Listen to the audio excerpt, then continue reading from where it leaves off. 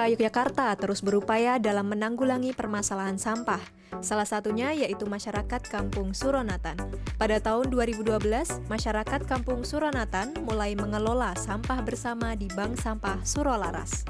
Bank Sampah Surolaras terus tumbuh dari tahun ke tahun, dan ini sejalan dengan gerakan Zero Sampah Anorganik yang dikeluarkan oleh pemerintah Kota Yogyakarta. Gerakan Zero Sampah Anorganik merupakan gerakan dari setiap rumah tangga yang wajib melakukan pemilahan sampah organik dan anorganik. Sampah anorganik hasil pemilahan diutamakan dibawa ke bank sampah masing-masing wilayah. Lalu, bank sampah membawa sampah anorganik kepada pelapak sampah. Sehingga tempat pembuangan sampah sementara hanya untuk penempatan sampah organik dan sampah anorganik dilarang dibuang di tempat pembuangan sampah sementara. Dulu pertama kita ikut pelatihan, ada pelatihan dari DLH tentang pengolahan sampah di kelurahan atau kerajaan. Setelah itu kan setelah selesai pelatihan diberi takakura untuk mengolah sampah organik, pas pilah kita lakukan di rumah masing-masing mengolah sampah organik tadi menggunakan takakura, dan sampah-sampah anorganiknya dipilah menjadi kertas, plastik, logam. Itu kita terus kepikiran gimana kalau misalnya yang sudah memilah ini kita kumpulkan. Nah, kemudian kita sowan ke Pak RW, Pak Takmir, kita aturi untuk menyampaikan idenya kita.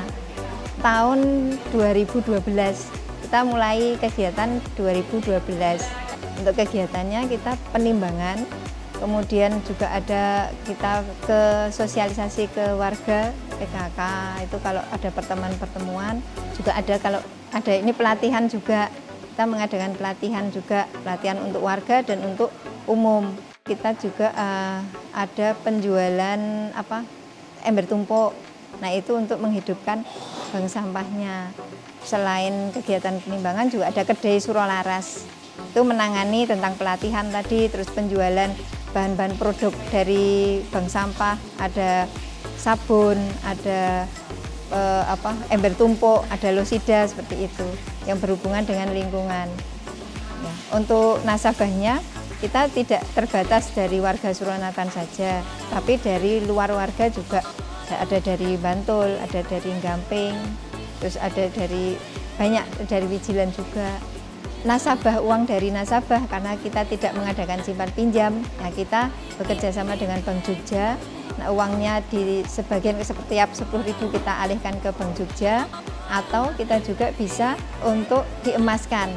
Karena kita 0,025 gram dengan 43.000 uang nasabah bisa menjadi emas 0,025 gram. Dengan adanya gerakan tersebut, Bank Sampah Surolaras terus meningkatkan komitmen dalam mengelola sampah anorganik di wilayahnya. Agar masyarakat tertarik mengelola sampah anorganik, Bank Sampah Surolaras menyediakan saldo tabungan dari sampah yang dikumpulkan berupa logam mulia berbagai ukuran. Alhamdulillah dengan adanya bank sampah ini terbantu sekali kita ya, yang selama ini kita buang sampah itu tiap hari, sekarang berkurang karena kita pilah-pilah yang kerdus sendiri, yang plastik sendiri, dan kita setiap minggu ada bank sampah di Suronatan ini, Bank Sampah Surolaras, sehingga bisa ditabung di sini. Alhamdulillah setelah berbulan-bulan kita bisa menabung dan sudah mendapatkan emas 0,5 gram. Alhamdulillah sudah.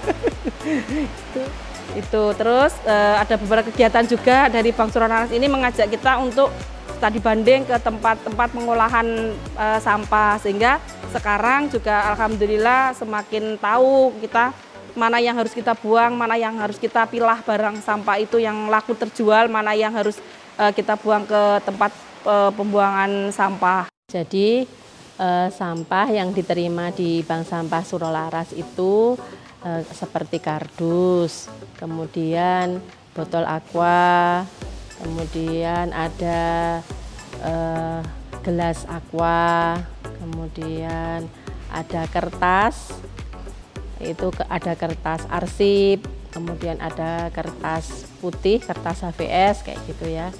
Terus ada buku, sepatu,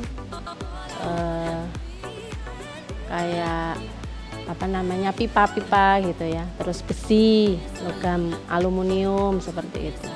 Kaleng itu juga bisa bank sampahkan di Surolaras. Ada juga di sini menerima jelantah, kemudian kulit telur.